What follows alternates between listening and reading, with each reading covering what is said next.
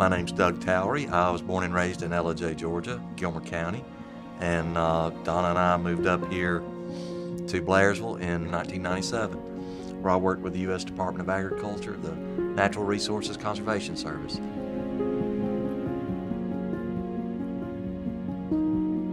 The story really starts on August the 16th of 2021. We were just staying at home and, trying to get, over the COVID. That next Saturday, she started running a fever. So we came to the ER, and at the time they had you line up right at the front, in your vehicle, stay in your vehicle, and they would call you. I mean, this was in the heat of the Delta variant. So they called us in, and I was sitting there in the room with her, just got to feeling nauseous and weak and shaky.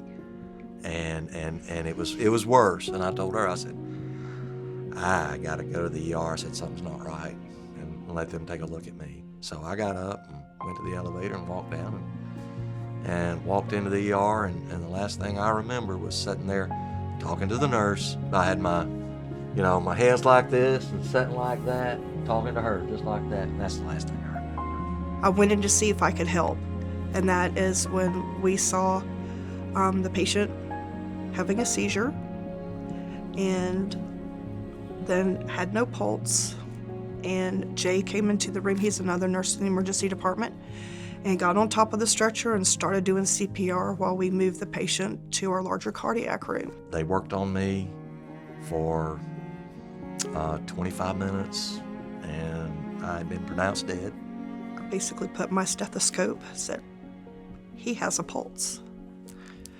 So then we knew we had gotten him back. She said, I thought I'd just check one more time for a pulse.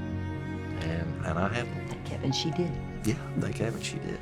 We were able to get a pulse back, which allowed us to send him with the flight crew to Gainesville to give him a chance. And that's the whole purpose we do what we do, is to get someone to definitive care, which happens to be Northeast Georgia. So the first cardiac arrest happened in Union General Hospital, and that's where the CPR was started. We lost pulses again, shocked him, and continued working the code as we went into the hospital. For Mr. Towery to have 1 hour, 20 minutes and more CPR and to be discharged home and have no neurological or other long-term consequences is really rare situation. I would say less than 1% of his situation makes it through.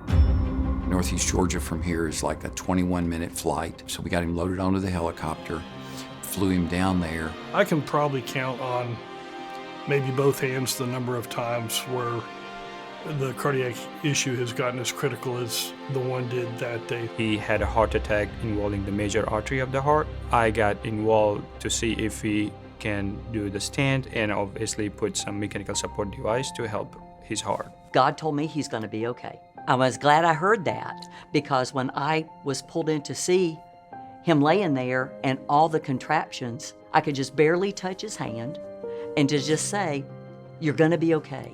You are going to be okay. With the heart pump, with intravenous, very strong medications, and the ventilator, we were able to recover him in the intensive care unit in Gainesville. He's able to take some tablet medications, but he's able to enjoy the quality of life that we all hope Doug would eventually enjoy. For them to work that long, and then for him to still be alive and now neurologically baseline, that's wonderful.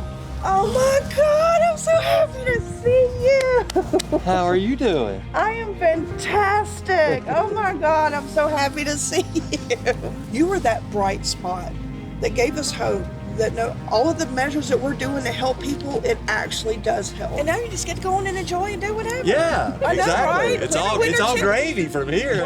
It's amazing how many people are involved in the care of one critical patient. The doctors, the nurses, the respiratory therapists, the flight crew, the pilots, the cath lab. It's almost like a symphony, an orchestra.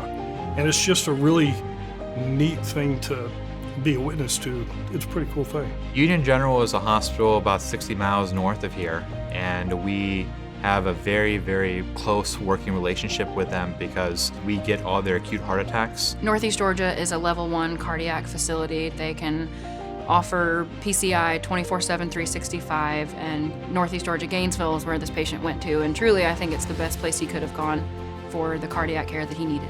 When you look at how this all had to play out, unfortunately, I felt like she had to be in the hospital for me to live.